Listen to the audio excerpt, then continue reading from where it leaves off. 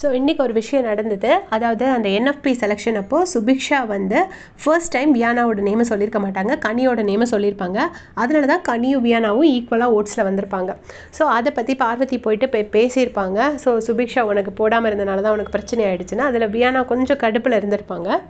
அதோட கண்டினியூஷனாக என்ன ஆகுது அப்படின்னு பார்த்தீங்கன்னா, சுபிக்ஷா வந்து சமையல் பண்ணிகிட்டு இருக்கும்போது இந்த தக்காளிக்கு அப்புறம் என்ன பண்ணணும் அப்படின்னு ஏதோ கேட்டதுக்கு வியானா வந்து அதுக்கப்புறம் நீ எதுவும் பண்ண வேண்டாம், நீ சும்மா இருங்கிற மாதிரி சொல்லியிருக்காங்க. ஆக்சுவலாக இந்த பர்டிகுலர் சீனை நான் பார்க்கல. இதை பற்றி இவங்க 2 பேரும் ஆர்கியூமெண்ட் பண்ணுற சீன் தான் நான் பார்த்தேன். ஸோ ஆர்கியூமெண்ட் பண்ணும்போது சுபிக்ஷாவுக்கு வந்து கோவம் வருது. நீ அது ஏதோ எனக்கு ஒன்றுமே தெரியாத மாதிரி நீ இருக்கிற மாதிரி இருக்குது, நீ சொல்கிறது மற்றவங்களுக்கு உனக்கு மட்டும் தான் எல்லாம் தெரியும் மாதிரி எனக்கு எதுவும் தெரியாத மாதிரி இருக்குது அப்படின்னு சொல்கிறாங்க. சொல்லும்போது வியானா வந்து சொல்கிறாங்க, ஹே அப்படிலாம் இல்லை, அப்படி பார்த்தா நீ ஃபிஷ் குழம்பு நல்லா வைப்பேன் தானே நான் சொன்னேன் அப்படின்னு சொல்லிட்டு வியானா சொல்கிறாங்க. உடனே வந்து ஒருவேளை நீ இப்படி தப்பாக பேசுகிறனால அதை கரெக்ட் பண்ணுறதுக்காக கூட நீ இப்படி சொல்லியிருக்கலாம் அப்படின்னு சொல்லிட்டு சுபிக்ஷா வந்து வியானாட்ட சொல்கிறாங்க.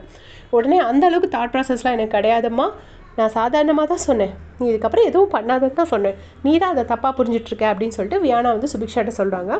அப்புறம் வியானா திருப்பி என்ன சொல்கிறாங்கன்னா, நான் கெமிக்கிட்ட கூட இந்த மாதிரிலாம் பேசுவேனே, நீ இதுக்கப்புறம் எதுவும் பண்ண வேண்டாம்லாம் நான் சொல்லியிருக்கேனே, அது ஏன் நீ மட்டும் அப்படி எடுக்கிற அப்படின்னு சொல்லும்போது சுபிக்ஷா சொல்லியிருப்பாங்க, இல்லை நீ கெமிக்கிட்ட பேசுகிற டோன் வேறு மாதிரி இருக்கும், நீ அவங்கக்கிட்ட வேறு மாதிரி பேசுவ, என்கிட்ட வந்து வேறு மாதிரி சொல்லிட்ட அப்படின்னு சொல்கிறாங்க.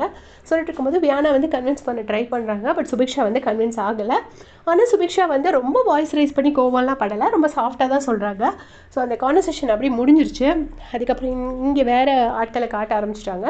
ஸோ நீங்கள் யாராச்சும் அது லைவ் பார்த்துருந்தீங்கன்னா வியானா வந்து சாதாரணமாக தான் சொன்னாங்களா, சுபிக்ஷா தான் தேவையில்லாமல் கோவப்படுறாங்களா, இல்லை வியானா உண்மையிலேயே வந்து சுபிக்ஷாவுக்கு ஒன்றும் தெரியாதுங்கிற மாதிரி தான் பேசினாங்களாங்கிறத மறக்காமல் கமெண்ட் செக்ஷனில் சொல்லிட்டு போங்க. தேங்க்ஸ் ஃபார் வாட்சிங்.